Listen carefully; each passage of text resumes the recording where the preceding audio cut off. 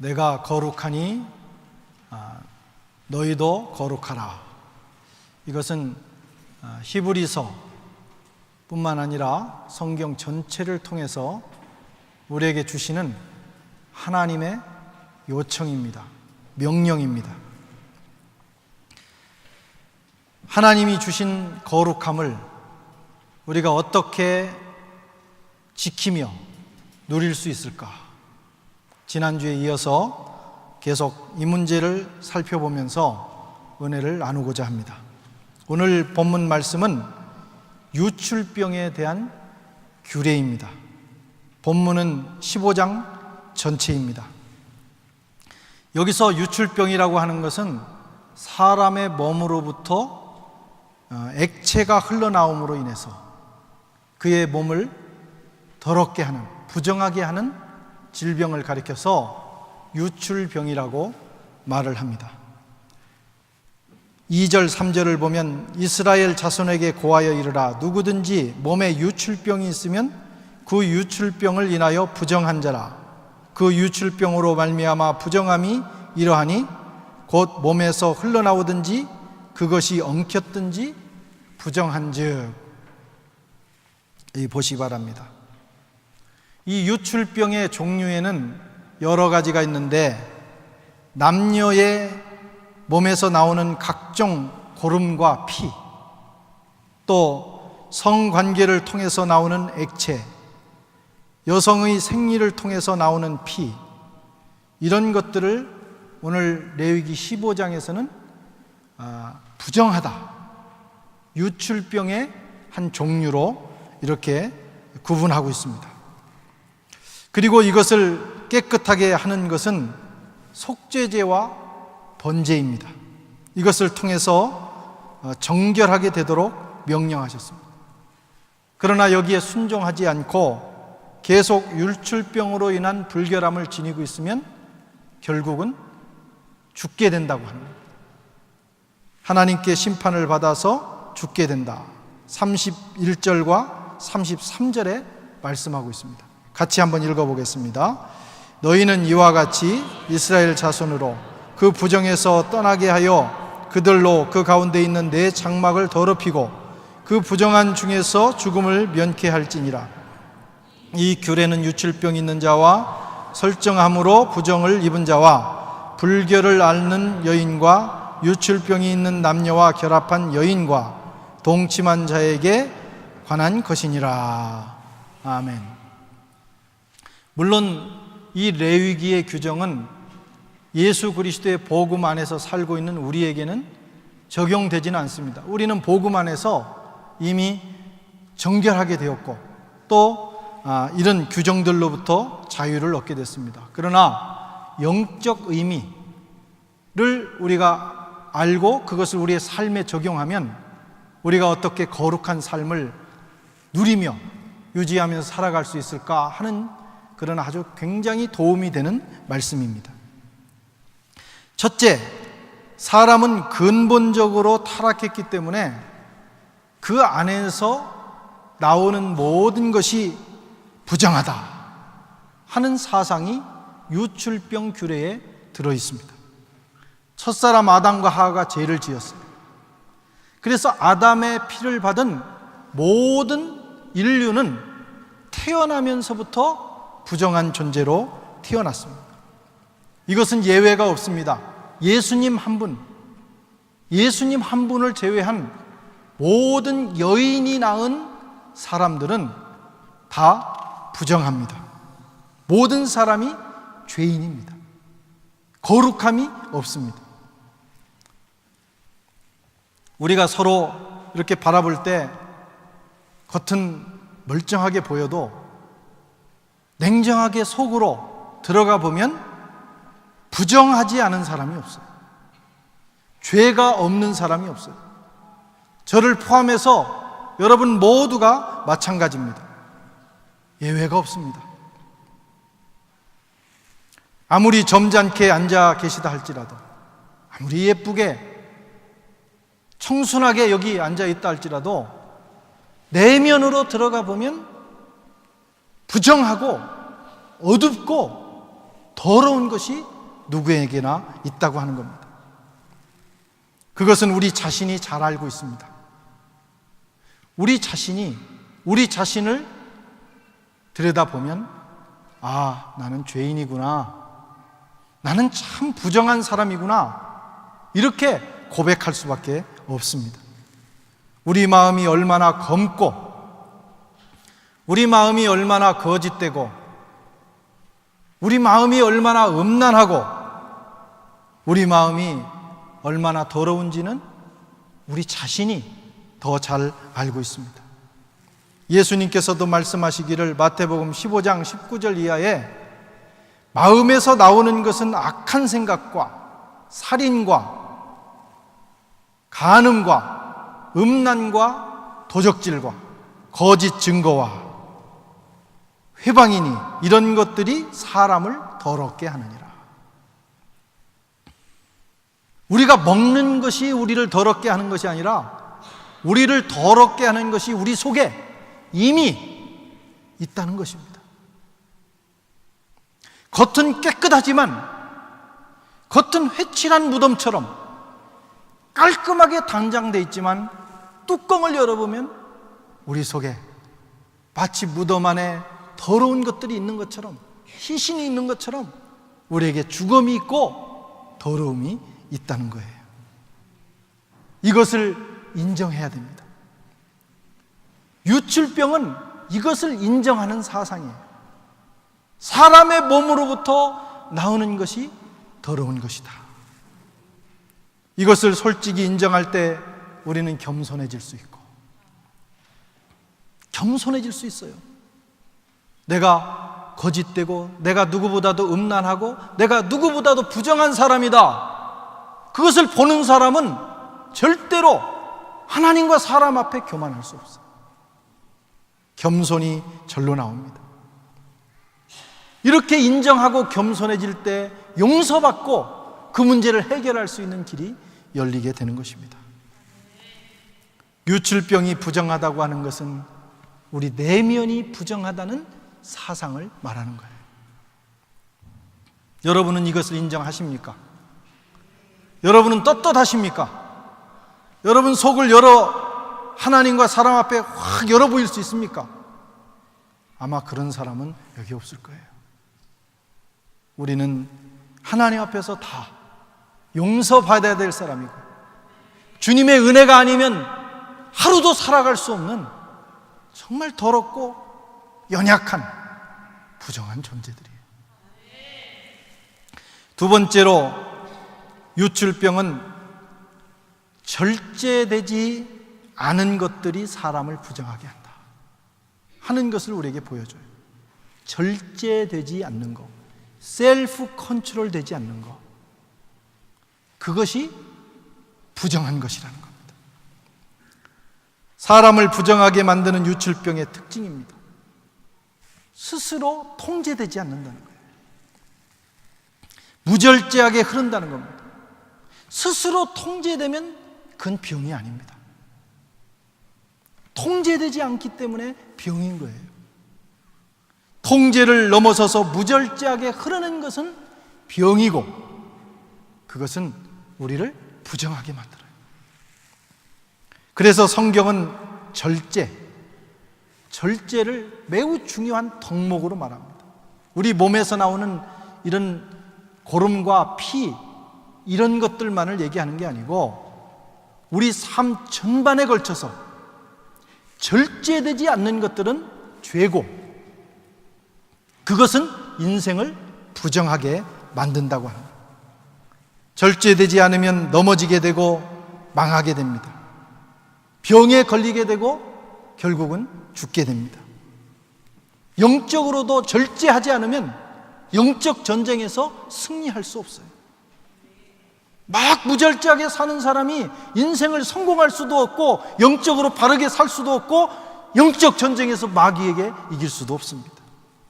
고린도전서 9장 25절에 이기기를 다투는 자마다 모든 일에 절제하나니, 모든 일에 절제하나니, 저희는 썩을 면류관을 얻고자 하되 우리는 썩지 아니할 면류관을 얻고자 하느니라. 우리가 인생에 성공을 하고 영적으로 승리를 하고 하나님 나라에 썩지 아니할 면류관을 받기를 원한다면 절제하는 삶을 살아야 된다. 절제하지 않기 때문에 실패하고 하지 않기 때문에 망한다는 것입니다. 유출병입니다. 성욕을 절제해야 합니다. 성욕을 절제하지 않으면 그건 병이고 그것 때문에 인생이 부정하게 됩니다. 성은 생명을 생산하고 인생의 의미를 주는 하나님의 축복이에요. 얼마나 귀하고 고귀한 것인지 모릅니다. 그러나 절제하지 않으면 병입니다. 치명적인 병입니다. 아무데나 달려드는 인간들이 있어요. 그건 병이에요, 병. 정해진 시간에 정해진 대상과 정해진 장소에서 가정에서 길거리고 어디고 그런 건 다 병이라 이거죠. 짐승은 교미 때가 되어야 성욕이 발생합니다. 그래서 짐승에게는 셀프 컨트롤이 필요 없어요. 저절로 절제가 됩니다. 짐승은 그렇게 해서 자기들의 계보를 이어갑니다. 짐승에게는 절제가 필요 없어요. 그러나 사람은 다릅니다. 사람은 어른애나 어른이나 젊은이나 늙은이나 할 거 없어요. 누구에게나 죽는 날까지 성욕이 있어요.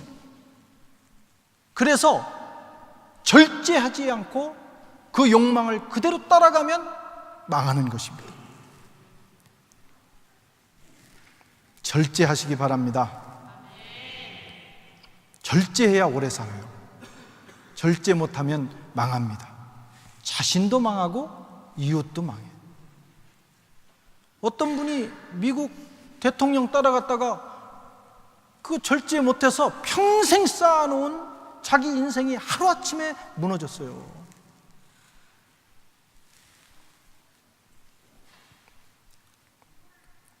우리에게 절제의 은혜를 주시옵소서. 기도해야 돼요. 예외가 없습니다. 이건 절제되지 않는 인간을 짐승만 또 못한 인간이다. 성을 절제하지 않으면 사람을 뭐라고 해요? 짐승만 또 못한 인간이다. 어떤 사람은 아이 저 짐승 같은 놈 그러는데 그렇게 말하면 짐승이 열받습니다. 짐승들은 우리는 안 그런다는 거예요. 우리는 절대로 그렇게 안 한다는 거예요. 우리를 모욕하지 말라는 거예요. 그러니까 짐승만 또 못한 놈 이렇게 해야 되는 거예요.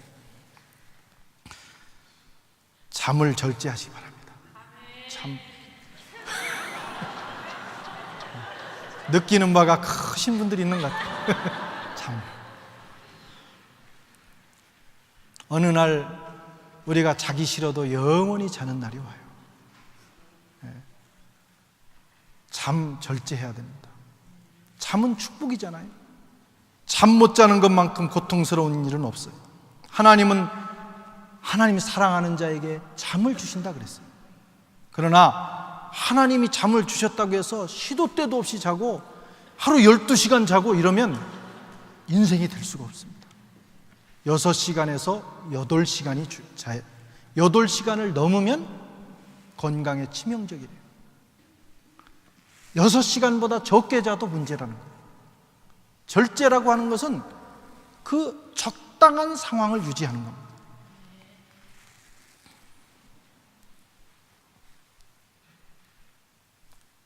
새벽 기도 나오는 게 그렇게 중요합니다. 새벽 기도 나오는 사람은 대개 잠이 절제가 돼요. 절제가. 그런데 안 나오면 물론 직장 생활 하시는 분들은 낫지만은 그냥 유학하는 학생들 중에 시간표가 들쭉날쭉한 사람들은 새벽에 못 일어나면 그날 하루를 제끼는 수가 있어요. 일어났는데 5시야. 실제로 그런 분들이 있어요. 어떻게 유학을 하고 어떻게 하나님의 역사를 이루겠어요? 잠을 절제하셔야 돼요. 아멘. 식욕도 절제해야 됩니다.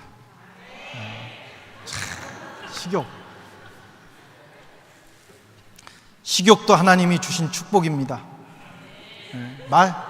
맛있는 음식을 먹었을 때 맛을 느낀다는 것만큼 놀라운 축복이 어디 있어요? 아무리 진수성찬을 놔둬도 맛이 안 느껴진다. 불행한 거예요. 수조원을 가진 부자라도 먹을 게 없다. 아무리 좋은 걸 갖다 놔도 맛이 없어요. 불행한 겁니다. 그런데 문제는 너무 맛이 좋아. 너무 끝없이 맛이 좋아서 끝없이 먹어야 된다는 거. 이게 문제예요. 식욕도 절제되지 않으면 병입니다. 배가 불러서 괴롭고, 배가 불러서 몸이 망가지고, 배가 불러서 너무너무 힘든데도 통제가 되지 않는다면 훈련하셔야 돼요. 그래야 건강을 유지할 수 있어요. 감정도 절제해야 됩니다. 감정도 좋은 거예요. 감정이 있어서 눈물이 있고 기쁨이 있고 인생이 풍요롭고 아름답습니다. 근데 맨날 울어. 너무 늘 슬퍼. 이게 병이에요. 절제돼야 돼요. 웃어야 될 때 웃고 울어야 될 때 울고. 또 어떤 사람은 너무 절제돼가지고 눈물도 웃음도 없어요.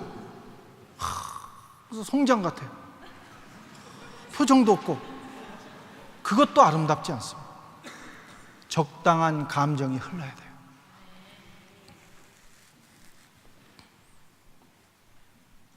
일도 절제해야 됩니다.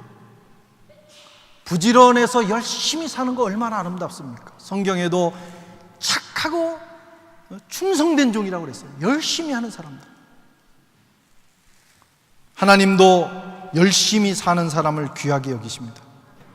그러나 일도 절제하셔야 돼요. 일 중독이 있어요. 워크 알코올. 일 중독이 있어요. 일을 안 하면 못 견디는 거예요.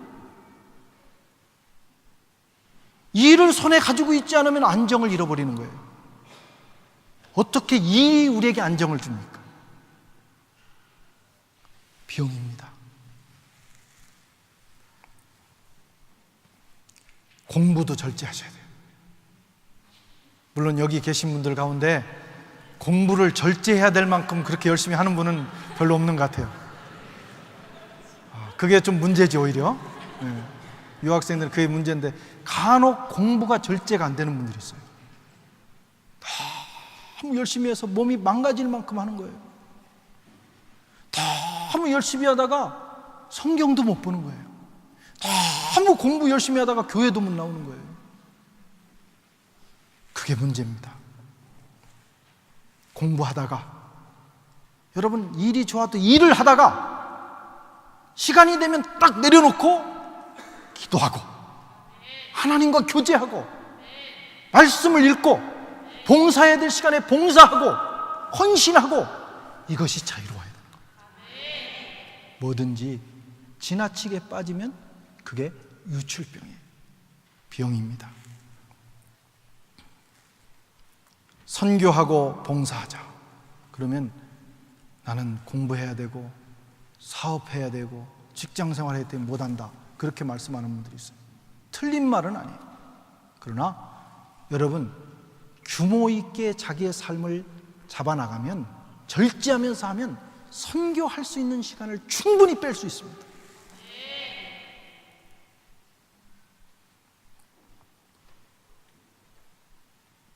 그렇게 해야 인생이 의미 있고 건강해지는 거예요. 세 번째로, 여러분, 씻김과 드림을 통해서 이 유출병은 해결될 수 있다는 겁니다. 15절 말씀에 보면 제사장은 그 하나는 속죄제로, 그 하나는 번제로 드려 그의 유출병을 인하여 여호와 앞에 속죄할지니라.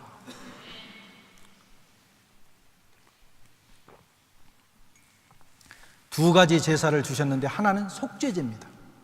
속죄제는 양의 피를 가지고 씻는 제사예요.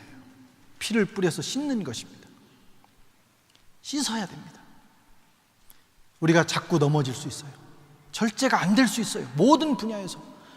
나는 정말 이제 9월이 됐으니까 철저하게 절제하는 삶을 살아야 되겠다. 내가 7시간만 자야 되겠다. 그런데 어느 날 그만 알람 소리도 못 듣고 또 10시간 잘 수 있어요. 그때마다 씻어야 됩니다. 주님, 오늘 또 절제하지 못했습니다. 나를 씻어주세요.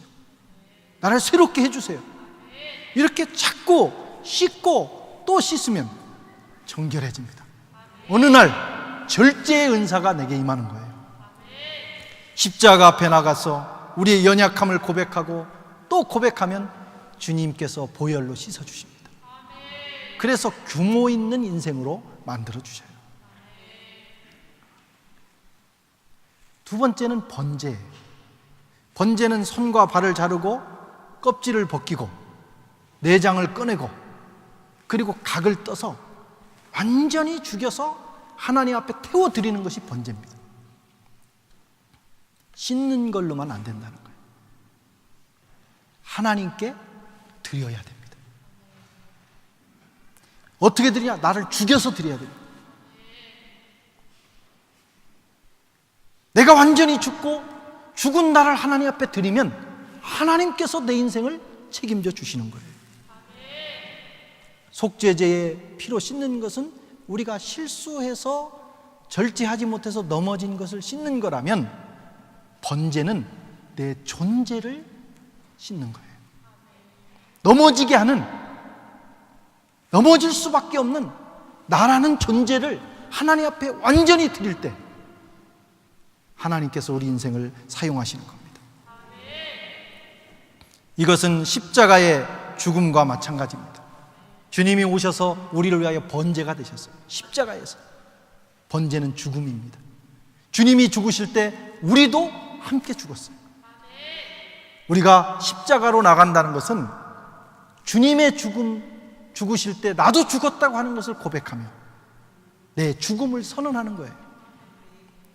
왜 자꾸 넘어지고 또 회개하고 또 같은 죄를 우리가 범하느냐? 왜 발전이 없냐? 이유는 우리가 예수의 피로 씻는 체험을 했지만 십자가의 죽음을 체험하지 않기 때문에. 십자가가 우리의 내면의 실제가 돼야 됩니다. 2000년 전에 주님이 십자가에서 죽으실 때 내 존재 전체가 죽었다! 그것을 믿음으로 받아들이고 그 죽음의 십자가의 사건이 내게 실제가 돼야 돼요. 근데 어느 날 실제가 됐다가 어느 날 또 그게 관념으로 변하니까 살아났다 죽었다 그러는 거예요. 완전히 죽음이 선언돼야 됩니다. 그래서 십자가가 실제가 되고 현실이 돼야 돼요. 십자가를 통과해야 됩니다. 그래야 우리가 비로소 영적인 삶을 승리하며 살아갈 수 있어요. 로마서 12장 1절에 그러므로 형제들아 내가 하나님의 모든 자비하심으로 너희를 권하노니 너희 몸을 하나님이 기뻐하시는 거룩한 산 제사로 드리라. 우리 몸을 완전히 죽여서 하나님 앞에 드리라는 거예요.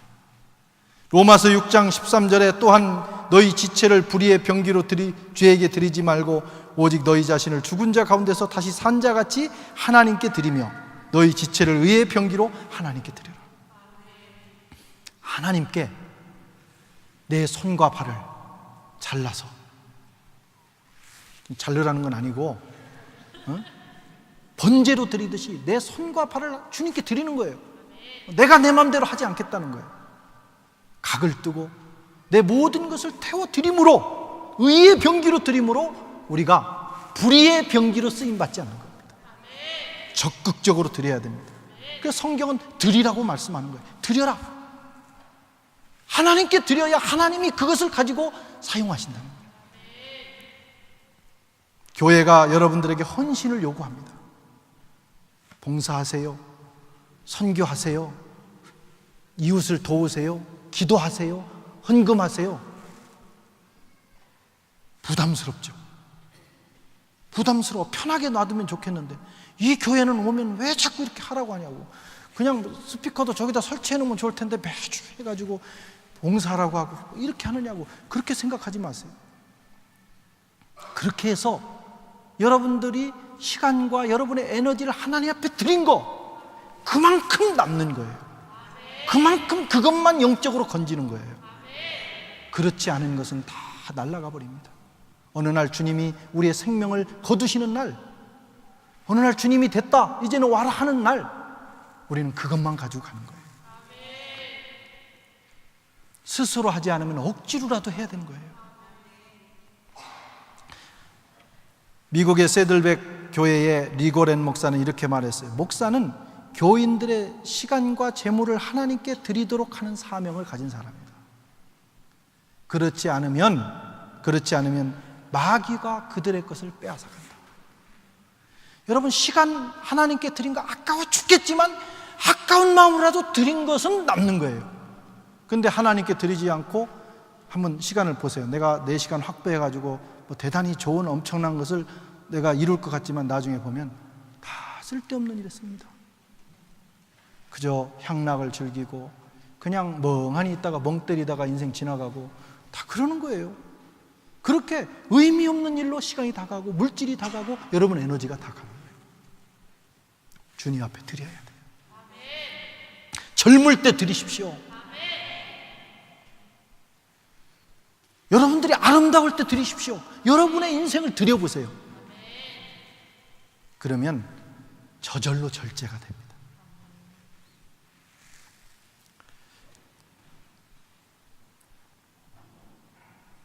마가복음 10장 30절에 주님 말씀하셨어요. 금세에 있어 집과 형제와 자매와 모친과 자식과 전토를 100배나 받되 핍박을 겸하여 받고 내세에 영생을 얻지 못할 자가 없느니라. 베드로가 그랬어요. 나는 다 드렸어요. 나는 부모도 다 모든 걸 포기하고 주님을 따랐어요.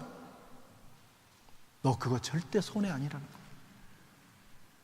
이 세상에서도 100배나 받을 것이고 영생을 받지 못할 자가 없다. 어떤 사람은 생각하기를 내가 뭐 유학하러 왔지 뭐 교회 봉사하러 왔나?